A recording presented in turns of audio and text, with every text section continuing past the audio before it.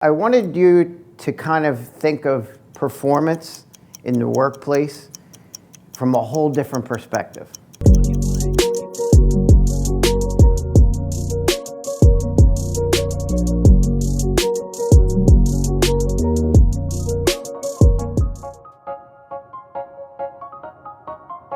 My goal today is to talk about how ass backwards it is when it comes to how we pay people and the contingencies we're under when it comes to our jobs. So, in fact, I almost feel like it's such a disingenuous, it's like inauthentic for us to run businesses the way we run them throughout the United States and throughout the world by not implementing the principles that should be implemented like we do with learners with autism. So I'm so glad that Bob spoke about the idea that it's not just autism. So that's what we're going to get in today, the organizational behavior management and contingencies of pay for performance. Something big that Aubrey Daniel spoke about. We're going to get a little bit into the late Dr. Bill Abernathy's work and Tom Gilbert. Why is pay for performance, it's way more superior than time worked. Number two, we're going to talk about why employees that are new should possibly be able to earn bonuses and pay at a more rapid rate than someone that's been around for longer. Sounds a little contrary. I want you to expand your vision and your thoughts about the workplace, because these are all rooted in science. We're going to talk about three, why is disengagement of epic proportions throughout the United States. So in other words, 40 or 41% of people are disengaged. We're going to get into the age groups of those two. I'm not going to beat up on the millennials, don't worry.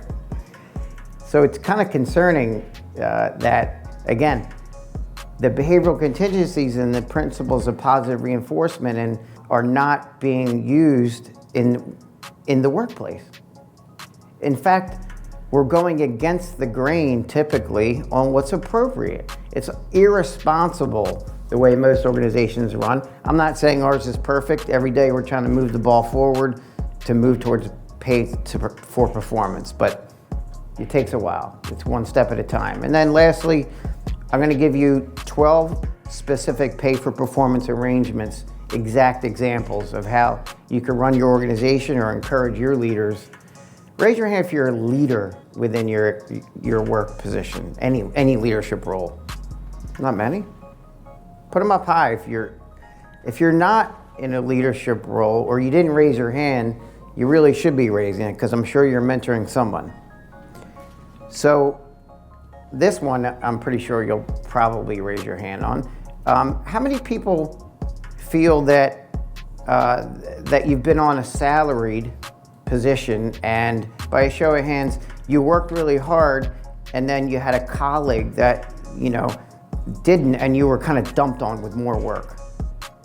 Not a BDA, right?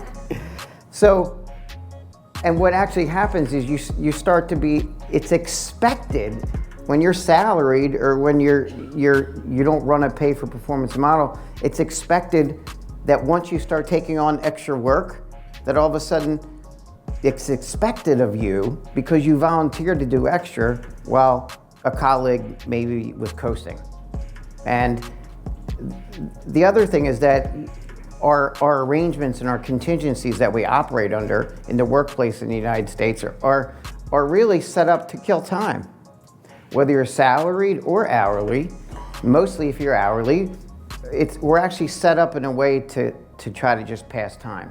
No matter how passionate you are about working with learners with autism or whatever it is, widget wonking, whatever you're doing that you might be passionate about, I guarantee you start to lose your passion and wane over time just because you're a product of the contingencies. So in other words, you're super pumped about your role in a new job. You're bright-eyed, bushy-tailed, you start engaging in discretionary effort and going above and beyond expectations, and then they pile the work on you. And then you start realizing that your colleague is doing a little bit less. And not only that, but by being paid based on time instead of performance, it's like watching a pot. You know how they say a watch pot never boils. When you're looking at your watch to pass time, what happens is no matter how passionate you are, real life hits. And then all the discretionary effort that you put in place, if there aren't contingencies of pay for performance, you have a sick kid, you have a sick dog, your mom needs your assistance. You stop that discretionary effort over time, no matter how passionate you are on your job, because real life hits. I started thinking of jobs that I've done in the past that I really hated, and it was always a matter of passing of time. So I see these guys sometimes for these income tax places, and their goal is to kill time. I mean, I think this guy's sitting in the rain, he's probably looking at his watch. So, but think of it this way, what if this guy was paid $20 for every referral, and then they said, oh, I saw the guy dressed in the Liberty Bell outfit, and he got $20. He's gonna be a lot more pumped, just because he's on an FR1 schedule, and it's task-based instead of time-based. And then he might even go home after accomplishing 10 or 20 of those instead of waiting the whole day and fewer referrals. The business does better, he does better, his time goes quicker because he's on a ratio schedule of reinforcement rather than time. So let's think about it. Raise your hand if you've ever worked in a residential setting. Oh, geez. But I've worked residential many years, and every role, the night shift, the day shift, and this is a typical situation. You're going to see people doing this on their phones because, again, it's not their fault. It's not their behavior is a product of the contingencies they're under. So, actually, working with any learner, even if you're in a school district, engagement, active engagement, and interaction actually is more likely to cause a behavior problem because you're probably producing a demand, which is going to result in maybe possibly an escape maintain behavior. You're better off passing time. So again, it's ass backwards.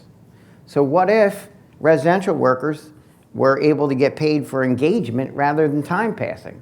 What if they were able to get paid for results such as completion of IHP goals as opposed to passing time? You would see a whole different level of progress with those residents. Again, I'm talking very ideally here, but I am going to keep it real with you in a minute and show you real life examples of how we're moving the ball forward to pay people for engagement instead of time.